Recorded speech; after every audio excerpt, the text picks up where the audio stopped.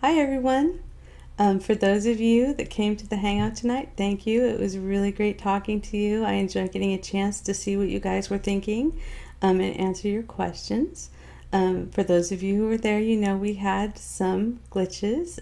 Google lived up to its reputation and worked perfectly during the test webinar, but then glitched during the real one. I can't thank you enough for hanging out with me while we tried to figure that out, and I really appreciate your patience. Thank you. We had one more glitch. After I logged off and everybody had gone home, I went to see the video that had recorded from the Hangout, and as it turns out, Google recorded the part of the webinar where we were trying to figure the glitches out and then stopped recording about 10 minutes after we got into actual content. So this is me doing this again, making a recording for you guys. I'm going to go through the same lecture material that I did on the Hangout, and then I'll answer as many of the questions as I can remember. As soon as I realized the video hadn't recorded, I went and scribbled down every single question that I could remember you guys asking. If I missed one, I apologize. If you guys have any other questions, please don't hesitate to ask. I'll post this video on the Facebook group and you guys can ask questions in the comments. Anything that requires a complex answer, I'll record a video. The simple stuff I'll just answer in comments. Okay, so here we go. So one of the problems that I had as a new writer when I first started out is that when I sat down to edit my first couple novels, I found it to be a completely overwhelming task. I thought I was going to sit down and fix some wording, that I was going to, change the commas and make sure that the punctuation was right and it was properly formatted, and, change a few verbs here and there because, of course, I was a serious writer and I wanted to get the right words. And I discovered that that was not the level of editing that my manuscripts really required.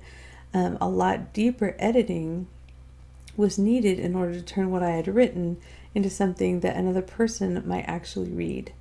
So the first thing I started doing is I started on page 1, and I just went through and decided I was just going to read through the whole thing and change everything that I saw that was wrong as I went.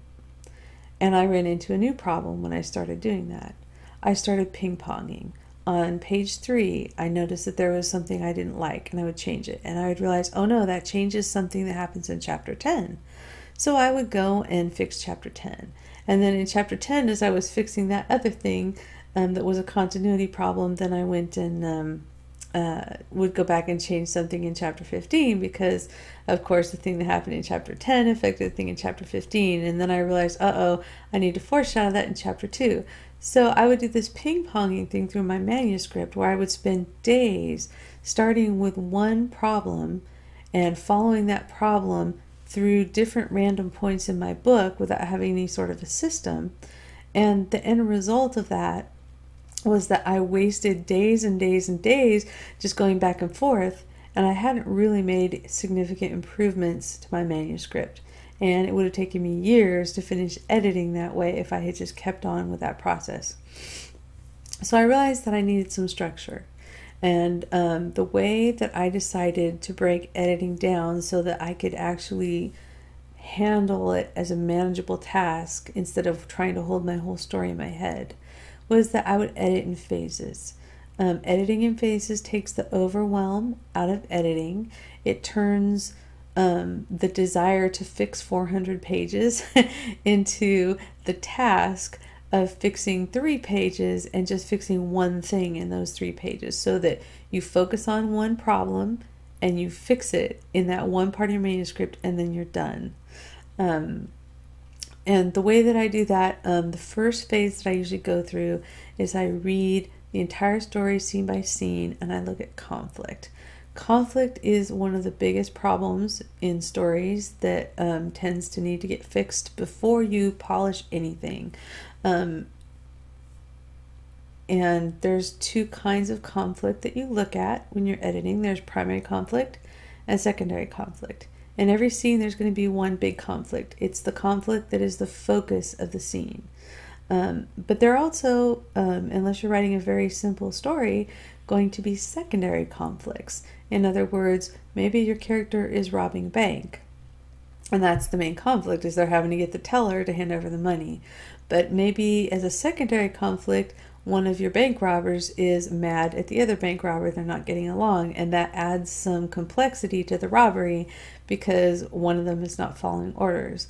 Now, that's not the main focus of the scene, but that's something that's happening in the scene that makes your main conflict bigger or more meaningful to the characters, or just overall enhances the tension that both the characters and the readers are experiencing during the scene. So when you're going through and you're looking for conflict, you want to look at the conflict of each scene and say, is this conflict as big, the primary conflict, is this as big as I can make it? Have I really mined this conflict for all of the stress it could cause my characters and all the excitement it could give my readers? Another way of making it bigger, though, instead of just escalating the size of the conflict, is to also look at the meaningfulness of the primary conflict and say, how meaningful and important and urgent is this conflict to the characters in the scenes? Can I make it more important? Can I make it more meaningful? Can I make it more urgent? And just making sure as you read each scene that the primary conflict in there is really doing as much work as it possibly can to engage your reader, to make things hard for your characters, and to add meaning to the story. And also it's a opportunity for characterization too. How your characters are handling their conflicts tells you a lot about who they are. So that's my first read. I go through and I want to look at how that primary conflict is working. I want to make sure it's as awesome as it can be. And by awesome, I mean bad for everybody in the story. I want to look at the secondary conflicts, and I want to look at how they enhance the primary conflict. Do they make it more stressful? Do they make it more urgent? Do they make it more likely that the characters are going to fail? Do they add another layer of meaning to the conflict? In other words, is a secondary conflict, if the two bank robbers are fighting, are they dating? And is this is the fight that they're having during the bank robbery also something that could possibly destroy their relationship? That's another level of conflict that's going to make it more urgent for them to actually pull off the bank robbery. So looking at how those conflicts interact, looking at whether or not they're the right size for the scene, looking at whether or not your conflict is good. In this class, you guys have an advantage over someone who just organically plotted a story, because you used an outline, either one that I helped you create or the UPC. And the UPC really forces you to focus on conflict. Everything is either an internal or an external conflict focus. So chances are, as you read your manuscript, your conflicts are going to be pretty strong. You shouldn't have any scenes that have zero conflict, which is a big problem in new writers' manuscripts. You will have conflicts that you could make bigger or more meaningful or more urgent. So that's what I would encourage you to focus on as you're reading through your entire story scene by scene and just looking at the conflict. Don't try and make the characters different. Don't try and make the language pretty. Just make sure that however that scene works, that the conflict is as strong as you can make it. The one thing you will want to look for, though, is tension. Tension arises from conflict, of course, and it arises from the interaction of conflict and us caring about the characters. It's possible that you have some low tension scenes, even if you follow the UPC, because tension comes more from how you unfold the plot rather than the events of the story itself. So one thing you can do, and again, I apologize for my voice. I'm having a lot of allergies today. So if you can't understand me, please feel free to shoot me a question and ask me for clarification. And I will try not to cough too much or sneeze too much. But as you're going through and looking for tension, you can actually go through and look at each scene in your story and just give it a number. Say, how tense do I think this story is? How tense are each of these scenes? How tense do I expect my reader to be at the end of each of these scenes? And you can graph that and look at the curves and see if your story tension is going up and down, and escalating as the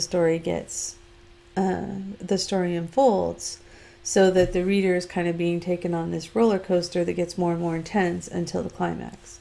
If you have a critique partner, and you can get your critique partner, as they're reading the story, to just grade each scene on a scale of 1 to 10. Just ask them, tell me at the end of each scene, just write on the page the number 1 to 10. How tense were you at the end of the scene? And that's a more effective way of getting a reading on the tension in the scene. Assuming you have a reader who's willing to pay attention to how the story is making them feel. Somebody else will tell you right away and give you those numbers, and you can graph them on a scale of 1 to 10 and see exactly how your story is affecting your readers emotionally. And I talk about that in Editing for Story, the free ebook on my website, which I am going to upload to the Facebook group so that you guys will just have it in a handy place. And it talks about graphing things like tension as you go through your thing, just to get a snapshot picture of your story and how it's working emotionally. Once I'm pretty sure that the conflicts are all there and they're all strong, and that I don't need to change the way they're affecting the characters, or I don't need to make them bigger, then I start looking at character reactions. I'm looking for a couple of things here. I'm looking, first of all, are the character reactions right? Are the characters overreacting to what's happening? Are they underreacting to what's happening? Are they not reacting to what's happening? That's something I see a lot, is too little reaction or no reaction to something that the characters definitely should react to. So you want to think about that and just read every scene, and like every time there's an event in the scene, you want to say, how did my main character react to it? Did any of the secondary characters react to it also? Are any of the secondary characters reacting to my main character's reaction, or vice versa? Another thing you want to look at is the placement of those reactions. And this is really important. And if you've got my editing class, Editing for Emotion, and if you have read the lessons on stimulus response, you understand this. But one thing I see a lot in new writers' work is that there will be something happen in the scene, and it will be something meaningful to the point of view character, and it will be important to the action of the scene. And then the author will describe some other stuff, and then the main character will react to that important, meaningful thing. And that makes your main character feel like they are depressed or broken or disconnected from reality or dead inside, because a real person has immediate visceral reactions. Even if we are being really self-controlled and we don't let our facial expressions show, and we bite our tongue and don't say what we want to say until we see how events play out because we're watching to see what other people are going to do, we still have that visceral internal reaction to what happened. And when your main character doesn't have those reactions at the right points in the story, right after the stimulus happens that triggers them, it makes your story feel really off. It takes a lot of the emotional impact out of it, and it makes your character seem weird and odd, and you don't want to do that with your main character. You can do that, even unreliable narrators. It is incredibly hard to pull them off as a sympathetic and engaging point of view character if their reactions are just not right for being a human being. So you really want to make sure as you go through that those stimuli and responses happen the way they're supposed to. You want to make sure that the characters are not being melodramatic. That's what you see in soap opera, is every little event the characters will have this like reaction to it, and the people who are watching, like, of course there are people who love soap operas, and that's okay if that's your preferred form of drama, but the reason a lot of people who don't like soap operas don't like them is because the characters will have these exaggerated reactions to events that honestly your adrenal glands as a real person would get tired of sending cortisol spikes if that was your life. And eventually those reactions would flatten out, or they would be less to begin with. So don't have your characters be melodramatic unless that is actually a character trait that you want to portray. Use interior monologue, but use it sparingly. Interior monologue can be a stimulus or response. A character can react to a thought that they have, or the thought can be a reaction to what's happening externally, either way. So you want to sprinkle that in, but very lightly. You don't want to rely too heavily on interior monologue, because then your characters are sitting around thinking too much. So now that we've looked at two of the things you look for as you're reading for story, the third thing that I recommend, your third pass through the whole story, is that you go scene by scene and you look for continuity problems or plot holes. You read scene 1, everything in it needs to make sense based on what is in scene 1. You read scene 2, everything that is in scene 2 not only needs to make sense, it needs to have come from things that happened in scene 1. Scene 3 should arise from things that happen in scene 1 and scene 2. And if you have an event in a scene that is not triggered by something that happens earlier in the story, that's a potential plot hole. If you have a tornado showing up in chapter 6, in chapter 3 or 2, the characters need to notice that the weather's getting bad, or there needs to be some conversations where we establish that this is a place where freak storms snap up immediately without warning, and you could find yourself in a tornado at any moment. You basically want to have laid the groundwork for that, so when the tornado shows up in chapter 6 and takes your characters unaware, it's not like it's just a convenient coincidence that's going to make the reader roll their eyes. You've established that this is the kind of world where those things happen, and the reader, it's included in the reader's realm of possibility. So that's a plot hole that you have avoided with seeding or foreshadowing, or just basically setting something up. Another type of plot hole that you commonly get is when characters do things without any clear reason for doing it, or they do things that are out of character because you, the author, needed those things to happen in the story. And that's the other kind of plot hole outside of continuity, and that's something that you have to look at with your characters. Again, we talked a lot about goal and motivation when we set up our stories with the UPC, or with the plots that we created, and making the character motivations clear is how you get rid of those kinds of plot holes. So again, it's a kind of setup on a character level that helps you avoid a characterization plot hole, making sure that whatever is going on, whatever we see the character do, even if it's something surprising, in retrospect, you want the reader to be able to go back and say, oh yeah, he totally set that up. I should have known that the character would make that decision or do that surprising thing because we saw the foreshadowing earlier. And it feels right. It feels like, it doesn't feel like you just kind of tack that on as an afterthought in the climax of your story when the character suddenly turns the tables and knows something surprising.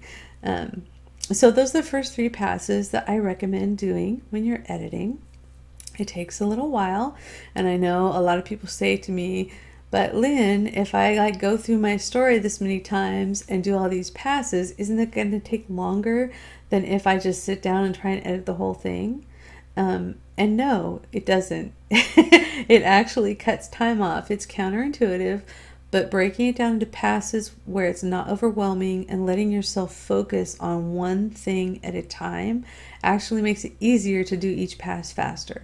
And the amount of time you spend feeling overwhelmed and confused and stuck goes way, way down when you do it this way. Okay, so once you've gone through these first 3 passes and you're pretty sure that the content of your story is in good shape, it's not perfect, of course. We haven't done any work on a whole bunch of other things, but we've made sure that the conflicts are good, the character reactions are good, the story has no plot holes. It's basically solid. It just needs to be polished and edited for emotion. And you've gone through the scenes and you've looked to make sure you have your suspense hook at the end. Remember, we talked about openings that catch people's attention and suspense hooks at the end in the scene structure video. And you want to make sure that you've done that in every scene as you're going through. chances are, if you use the scene structure method for figuring out what goes in your scenes, you've already got one, so you're good there. Once you've done that, the next set of passes that I recommend going through are looking at each of the different types of elements in a scene. For example, description. Going through the entire manuscript and just look at the descriptions in the scene. You want to figure out if you, both settings descriptions and character descriptions, figure out if everything that needs to be described is described.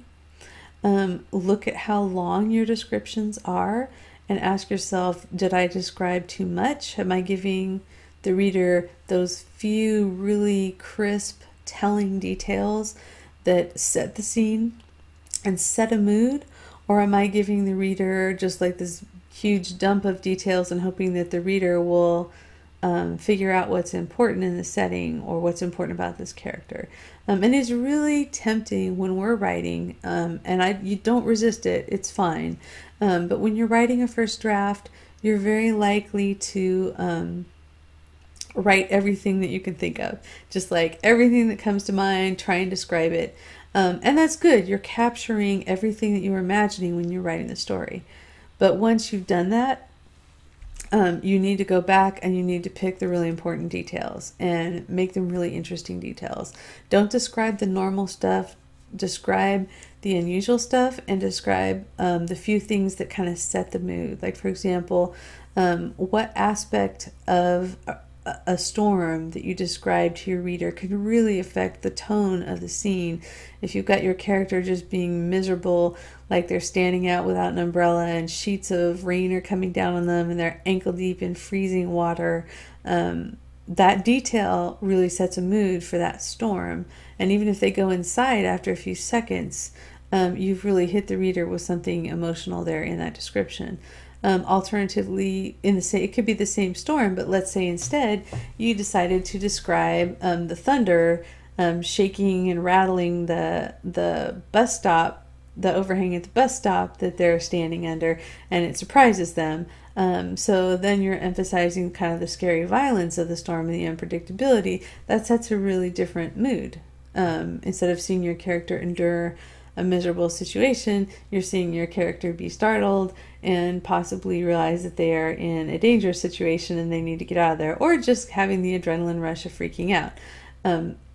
So from that perspective, once you have decided what's important, make sure that you're making your description do double duty and address mood or characterization. In other words, it sets a tone for the scene, or it shows us something really interesting about the character and like how they are seeing what they're experiencing or feeling it.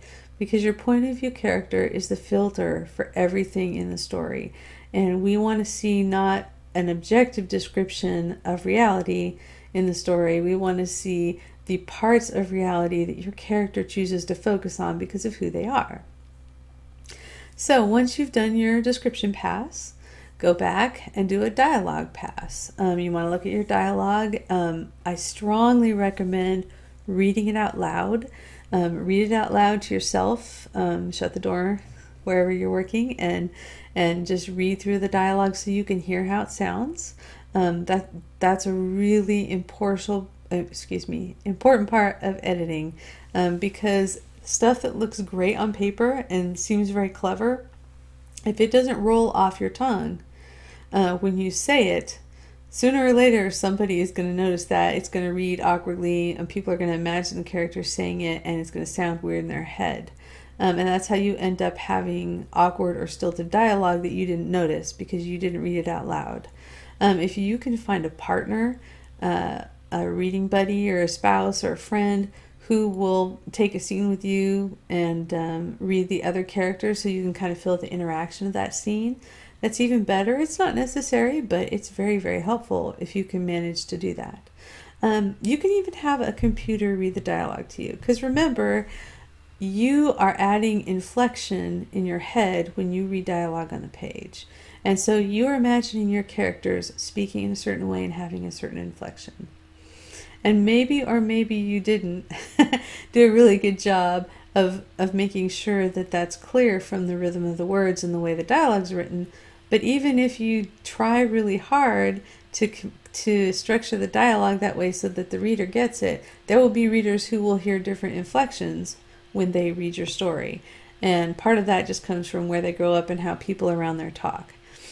So if you are relying on how the voice in your head reads your dialogue, you are not really going to get the how the dialogue is going to affect people. If you have a computer read it, the computer has a neutral inflection. It's not trying to sound sarcastic or witty or ironic or mad. It just lets you hear the flow of the words. So if you have or want to get software that will allow you to read a document to you on your computer, that can be tremendously helpful in just noticing that you have put words together that don't sound good. And honestly, I don't just do this for dialogue.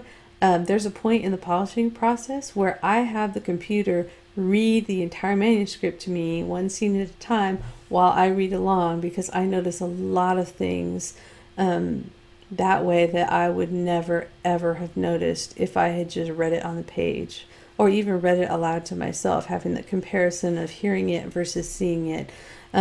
All sorts of errors pop up and all sorts of repetitions that you don't notice when you're reading it on your own.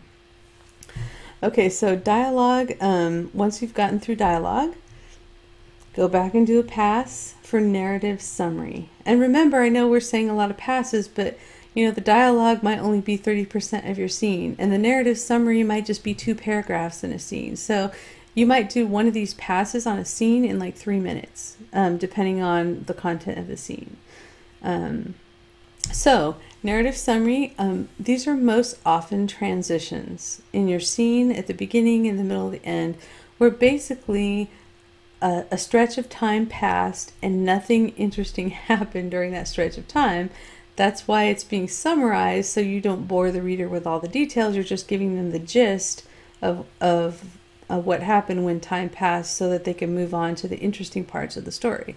Like, for example, 3 hours later, we were sweaty and tired. That's an example of narrative summary. It summarizes 3 hours and shows you that nothing happened except that it was hot and people were, whatever they were doing, they were tired at the end of it. So it gives a flavor of what happened during those 3 hours without boring the reader with the events of those 3 hours. So anytime you have narrative summary, what you want to do is you want to see how concise you can make that. That's another thing that happens a lot in manuscripts when you're writing fast, is you'll actually add more details to the narrative summary than you actually need.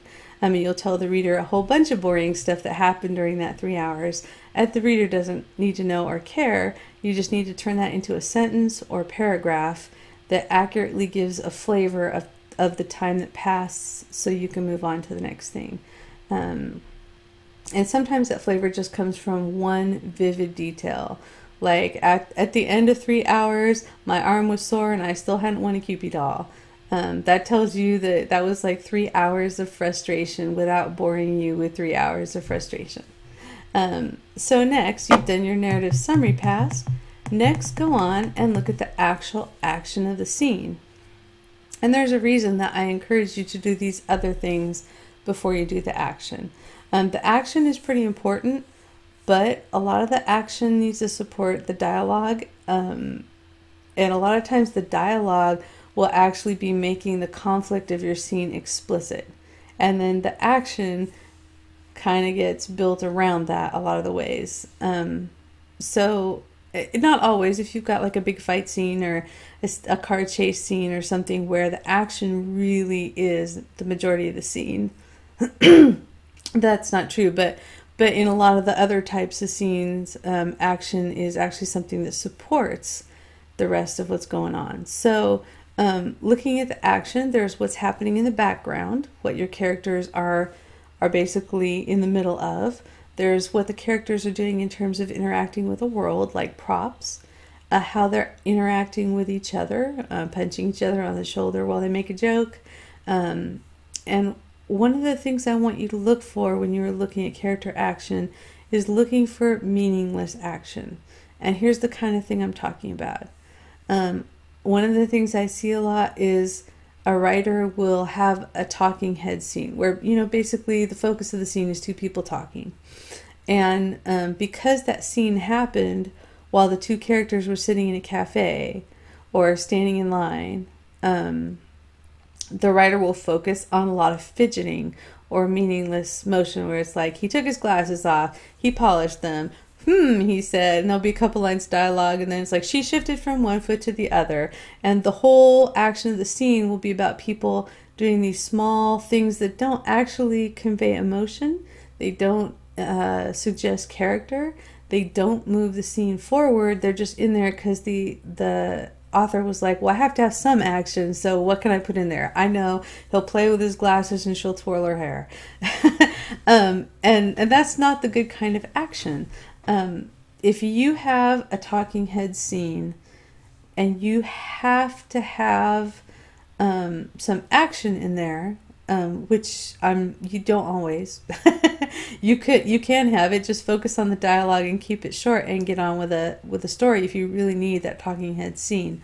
But if you need to add some action to a scene like that, you could try changing what the characters are doing. Like, can they be taking the trash out so that they're at least lifting things, and one character has to follow the other because they're moving, not because the author just wanted them to move a little bit for the sake of livening things up, but because they're actually doing something that has a purpose in the story.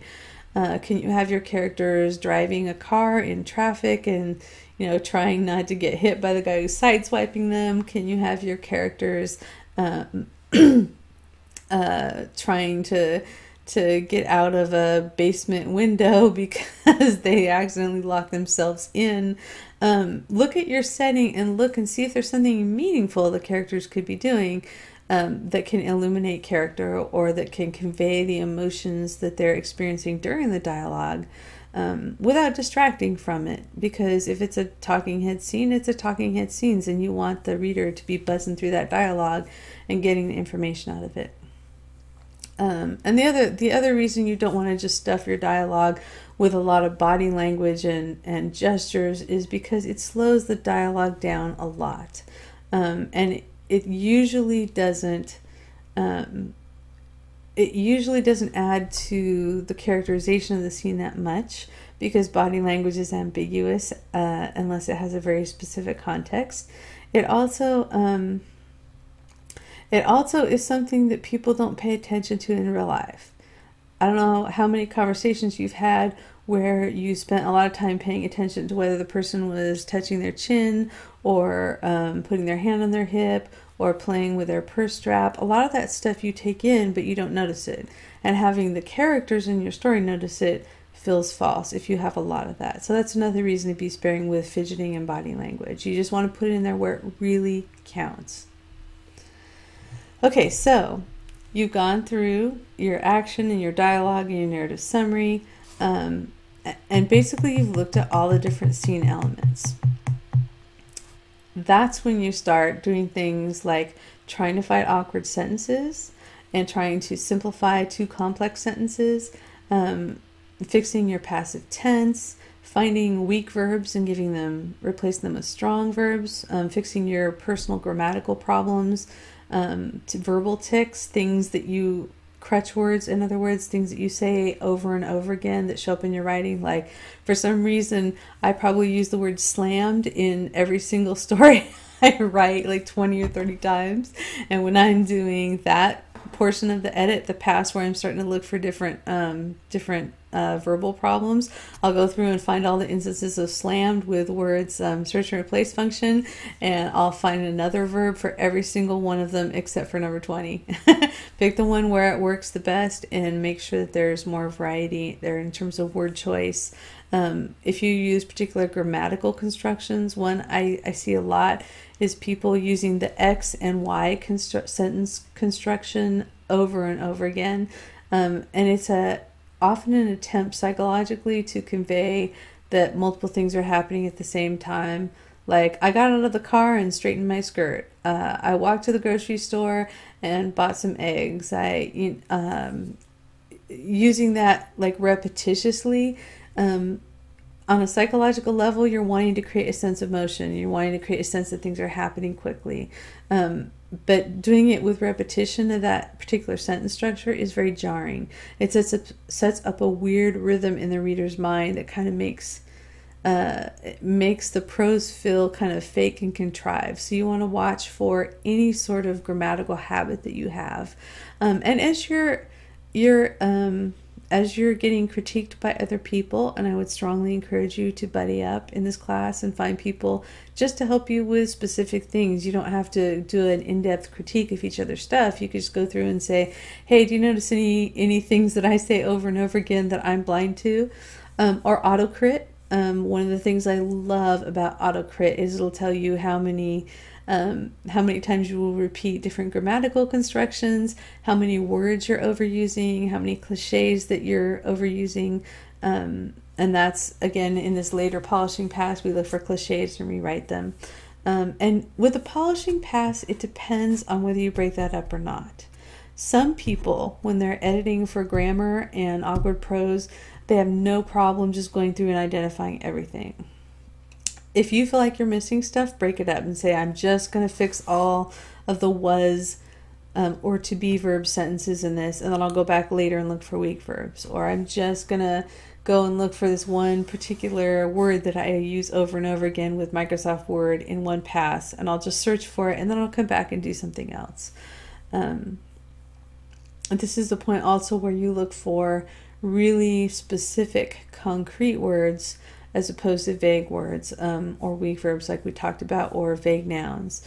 Whenever you can take an abstraction and turn it into some specific detail is always better in terms of creating a picture, unless you're having a character make a philosophical statement. Don't say the car if you can say the red sedan. Don't say the animal if you can say the dog. And again, you don't need to get super specific necessarily with, you don't have to specify that it was a mutt unless that's important to the story. You don't have to go overboard with that. But whenever you give the reader specific concrete nouns and verbs, you're painting a picture. If I say the character moved across the room, I have no idea how that character is moving. Was he limping? Was he running?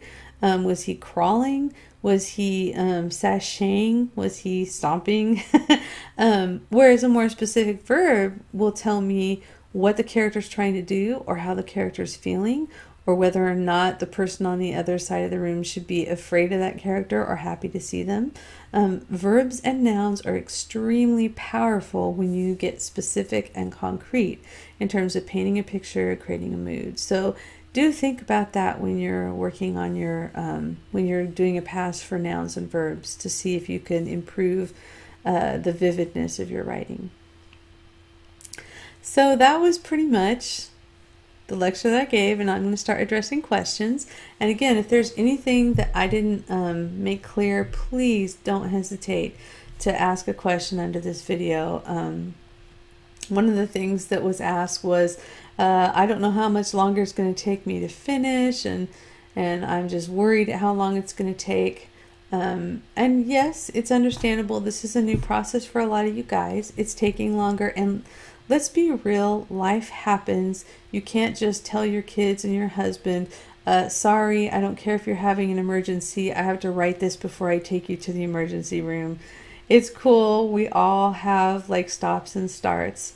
I'm committed to being in the group until you guys finish. So if you finish your novella next year and then you want to talk to me about it, I'm going to be in the Facebook group next year. So don't worry about having missed the boat or having to finish it by a certain time.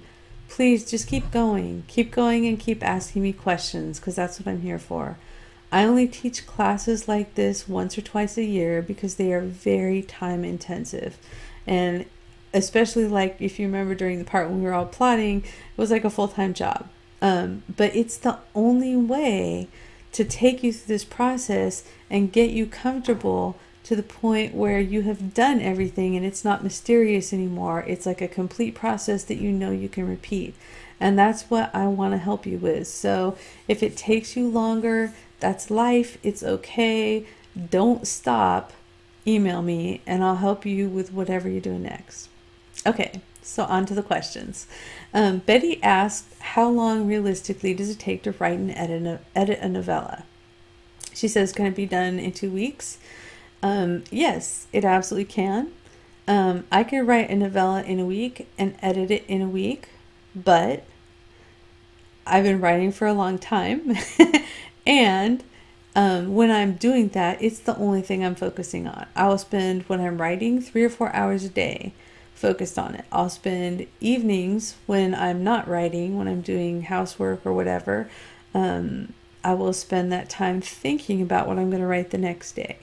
Or replotting stuff because what I wrote today makes me realize I need to change something. And then during the editing week, that's all I work on. I don't try and edit some and then write another story. I just focus on getting that done. And I've been doing a lot of writing, so my writing process might be faster than your writing process. You can get there. It's just about practice. Everything you're doing is a skill, and you have just learned so many new skills since we started this novella class, but understanding the skill and how it works versus practicing it for a few months where it feels natural, those are two very different things. And there are 4 stages of learning. There's unconscious incompetence, and that's the stage where you don't know that there are any problems with your writing. You just love writing and it feels awesome, and you think your stories are awesome, and you don't understand why everybody doesn't love them. And that's where we all start. We all start with just like, woohoo, I wrote a story. Yay, I'm going to write another one. And I don't care how good it is, or I think it's awesome no matter what you say. And you don't see any problems with your work. It's just your work. The second stage is conscious incompetence. That's where you realize that there are problems, that your writing is not perfect, and that you realize it could be better. And that's a really uncomfortable stage, because you're looking at everything you've written and you're going like, oh my God, I'm not a great writer yet. I still have a lot of stuff I have to learn. And now I'm sad because I like this story and I see how flawed it is. And we all have to be there too. Every single one of us who has ever written went through that stage. And then the third stage is conscious competence. And conscious competence starts when you try to start learning techniques. And conscious competence is the stage where you know the technique and you understand what you have to do differently, but it does not feel natural at all. It's very awkward, it's difficult, it's frustrating, it feels wrong because it's not the way you were doing it before. It's totally new and different, and you are actually literally having to lay down new neural pathways in your brain as you practice over and over. And this is the point where a lot of people give up and they say, well, I guess I'm not a writer or a guitar player or whatever. This is universal to like any process of learning, these 4 stages. People give up because they're like, I thought it was going to be fun and I wanted it to be easy, and it turned out I have to practice and sound crappy or write stuff I don't like for 2 months or 3 months or 6 months before I'm going to get good. The 4th level, unconscious competence. That is the level where you have mastered these techniques you're trying to learn and incorporated them so completely into your writing. You've actually finished laying down all those neural paths in your brain that your brain had to literally build neuron by neuron as you're practicing. And now all those techniques you do naturally, and they feel normal and they feel good, and you don't even have to think about them. And of course, that's where we all want to be. We all want to be at that stage where we're writing stuff that's awesome and we know how to do what we're trying to do, and it just comes when you sit down at the keyboard and start writing. For me, when I pick a new technique up, I always start by incorporating it into edits. I never try to use a new technique when I'm writing. I always try to apply it to edits. It takes me about 6 months of practicing before that technique starts to naturally show up in my first drafts. I may be slower than you. I may be faster than you. I don't know. We're all different in terms of the pace we learn. And of course, how much time you spend practicing on a regular basis affects how quickly you will internalize the technique. So to those of you who are frustrated and feeling like the editing is going really slow, I just want to say, first of all, that frustration is a sign that you are actually starting to learn something and starting to integrate it into your skill set. And it's really normal. I promise you that if you keep practicing, it will go away. I can't promise you how soon it will. But if you stick with it, you are eventually going to reach a point where you're writing things the way you want them to want them to be on the page, and it will not be a struggle where you're sweating blood with every page. It's not going to be this slow forever, but it is going to be slow for a little while. And all I can do is say I'm sorry. It does take time and practice to get better. I know you can do it. I know every single one of you is capable of mastering these techniques, both the writing and the editing. They're just skills. They are not something that is inherent in your talent or your genius, or your muse doesn't gift you with them. They're things you can learn, but you have to be willing to actually spend some time and learn them and practice. So I hope that addresses is it really going to take me this long forever? No, short answer, but it's going to take you this long for a while. Will you get faster? Absolutely you will. If you keep practicing, you will get faster. Just like if you keep practicing your tennis serve, eventually you will get good at it. Okay, so that was a lot, I know. One of the other questions, do authors deliberately build character arcs and use it to figure out what the events of their story are? Or is that something where people pick out story events and then they try and add in a character arc? And that's a fantastic question. I think that was Jerry's. Thank you, Jerry. Different people do it different ways. I know a lot of people who do figure out the character arc first, and I do too. I start out, I know there are a minimum number of scenes that I have to have in a story to show a character changing. I have to have one scene at the beginning that shows the character being the way that they are up front. In other words, if my character is timid, I need a scene that really shows how timid she is at the beginning of the story. So I'm establishing her current trait. And then I have to have a scene somewhere in the first part of the book where she realizes that she's timid. Maybe she realized it already, but she looks at her timidness and she realizes, oh, this is actually causing me some problems. Maybe being timid is not the best way to be. She doesn't immediately change. She doesn't immediately start doing things differently. And she might just go right back to being timid, but she's had a moment where she looked at what happened in her life and said, oh, I caused that problem by being too timid, and I kind of wish I'd stood up for myself. Somewhere a little bit later in the book, I know I want to have a scene where the character is exposed to a new way of being. So I will have a scene in there somewhere in the middle of the book where the character looks at how timid she is and says, gosh, I know this is not working for me. I don't know how to be different. I don't know if I can change. I don't know what to do about this, but I do know that it's a problem. So she acknowledges it, that it's an issue for her. And this is often a time where I will try and have this come out in a conversation with somebody maybe who's a little bit wiser and can be a little bit of a mentor to her. And even if it's a tough love thing rather than gentle advice, where someone else basically says, well, you could always just, grow a backbone and tell this person who's harassing you to go to hell or whatever. So basically the character recognizes the problem with the old trait, and she has the opportunity in some way to see how she could be different. It's like she gets a glimpse of what her life could be if she was willing to change. She doesn't change at this point. Maybe she doesn't still even believe she can change at this point, but she at least has that vision of what's possible. And then somewhere later in the story, I will have a scene where she actually does, in some small way, try to change. Maybe in some minor way, she tries to be less timid. And I will have her be rewarded for being less timid. In other words, she makes a small change in her behavior. Something goes a little bit better for her, or she gets some small thing that she wants. So basically, I've shown her experimenting with the idea of being different. And again, she might go right back to being timid after that, but at least I have set up the potential there for the reader to believe that, okay, she's at least capable of trying to change.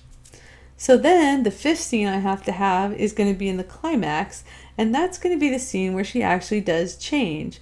But having those 4 scenes happen before the climax makes the reader see potential in her and see that she's actually capable of making that change, so it doesn't feel like all of a sudden at the climax she becomes a new person.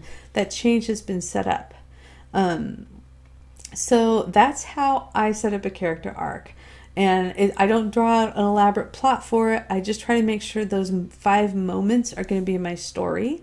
There might be other moments where the character is challenged and reconsiders her timid ways, or recognizes another element of fallout from her being timid, so that, again, we are maybe even getting more moments depending on how in depth I want to get into the character arc.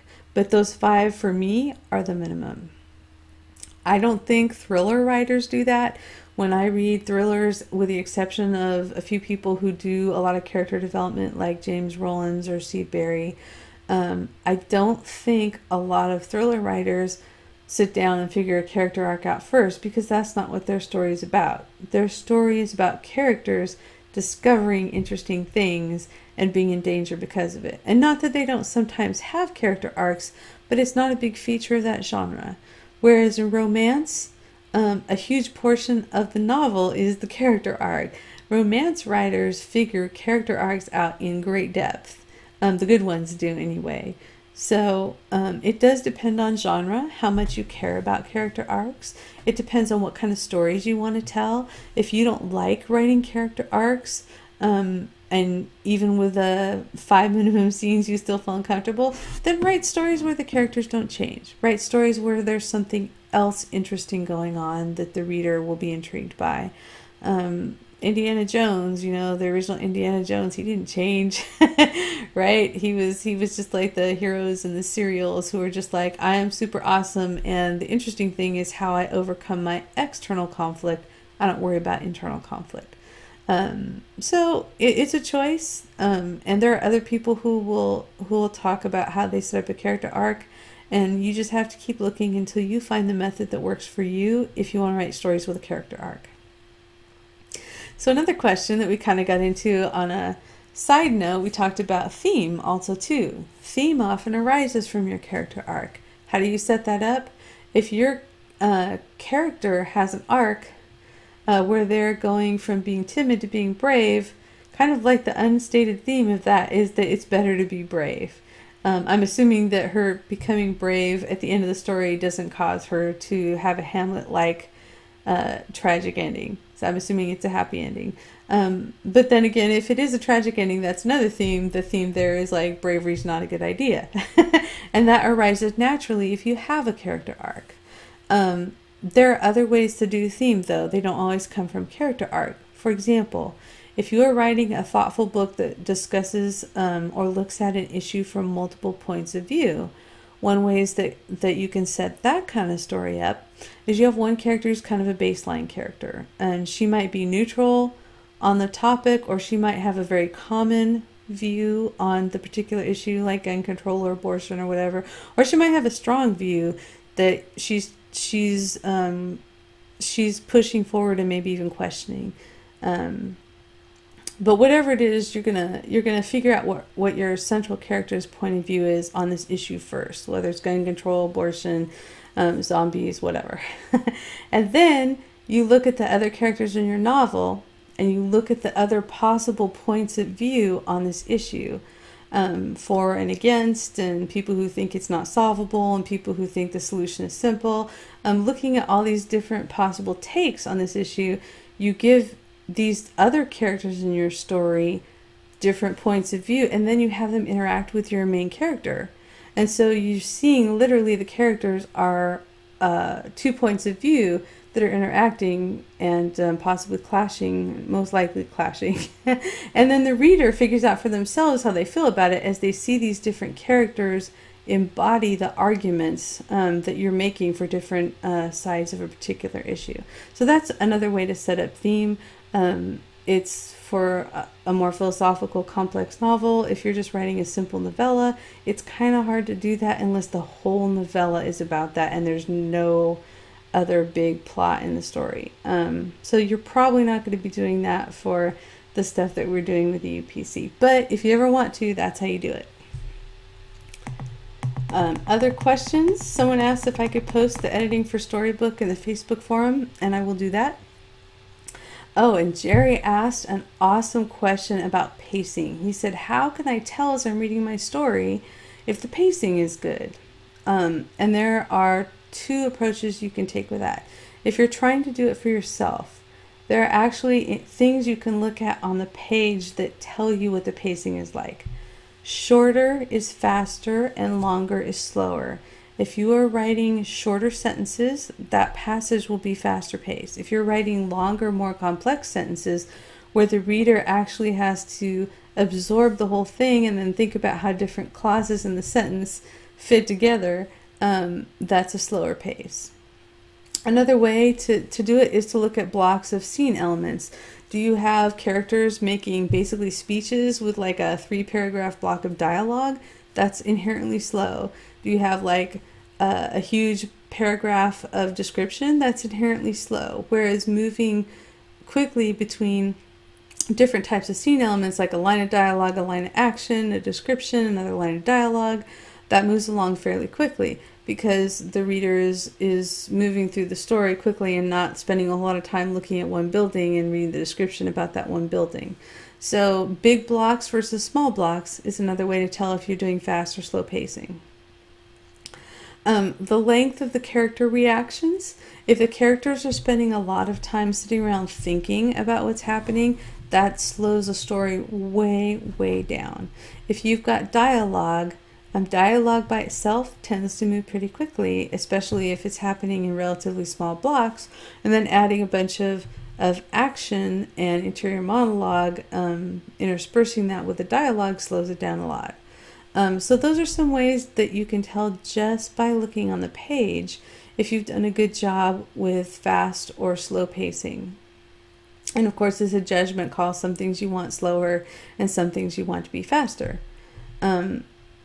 Another good way, though, not doing it yourself, have somebody read it. And I know you wanted to do it yourself, Jerry, but there comes a point where you do have to get someone to help you. But here's the good news. You don't need an experienced critique partner for this. You just need someone who's willing to be honest and say, I read this, it felt slow, it felt fast, it felt fine. Anybody, no matter what genre they're reading in, if they're reasonably self-aware, can just read it and tell you if it felt slow to them. And that's going to be a function of how clear things were. Again, big blocks versus slow blocks, small sentences versus big ones, and also how easy the content of the scene is to absorb. So if you can find someone who will just read a scene for you and say, yeah, this felt a little slow here, they don't have to know why. People unconsciously pick up on that, and if they can just point to the right passage for you so you know what you need to speed up, that can be tremendously helpful in fixing your pacing. We had a question on finding time to write and edit, and I know it's really tough. Again, I get it. We're all busy, and sometimes the fiction story that we love and want to work on but feels kind of overwhelming, it's really easy to procrastinate on that. And I understand. I've done that. I still sometimes do it when I'm having a tired day or when I'm sick. It just becomes like much easier to work on something easy than on something that feels like it's going to be really intensive creatively. But I also want to say that it is better to spend 15 minutes a day for 3 months writing something or editing something than to spend 3 months hoping that at some point in there you're going to have a big block of time where you can do it all or where you can do a big chunk of it. And it's really tempting to say, I'll have more time tomorrow. But the better choice is almost always, I will rewrite one sentence. I will read one page of dialogue. I will just look at all the description on this one page and set a timer for 10 minutes and do that. And just see if I can make this little bit of dialogue better or this little bit of description better. You will make more progress if you work 15 minutes a day every single day than if you just sporadically try to find the big blocks of time, unless you definitely have regularly scheduled big blocks of time, which some people do. If your Saturday is free and you have 8 hours to do whatever you want on Saturday, awesome. Save all your editing and writing for that. But for the rest of us who don't have those big blocks of time naturally, you have to find a way to break the work down into a small chunk and do it when you have 15 minutes. So those are all the questions I can remember. I hope you found this helpful. There's more material. I'm going to put it under the post. There's more material on my blog about how to edit, and I recommend that you check it out. Please ask me questions. I know that editing feels intimidating, especially when you haven't done a lot of it. And it's real easy to give up on your story at this stage and just go write something else or stop writing fiction. Please don't do that. Please ask me questions. You can post like an excerpt if you're like, I know there's something wrong with this, but I don't know what. Post those 4 paragraphs on the Facebook group or send me an email and we'll talk about them. Because as we walk through it, that's what I'm here for, is to help you walk through things and answer questions. So we'll walk through it together if we have to. I'll talk with you one-on-one if we have to. Whatever we need to do to help you actually take the time to go through this process and wrestle with your draft and get to the end of it. I want to see you get to the end of it, because I know that once you've done it, it's going to get easier every time after that. I'm not saying every story is easier than the one before, but having a process that you understand and that you know you can do because you've done it before makes tackling the next story easier. So please, please, please don't just set it aside and say, well, that was tough and I don't want to bother anyone and the class is over anyway. It's not over if you're still working on your story. Please email me, okay? So anyway, I hope you had a good time watching the video. I enjoyed talking with you guys live. That was awesome. I hope I captured everything that you guys want to know in this redo. If I didn't though, let me know. I'm here to help you guys. Happy writing and have a great evening.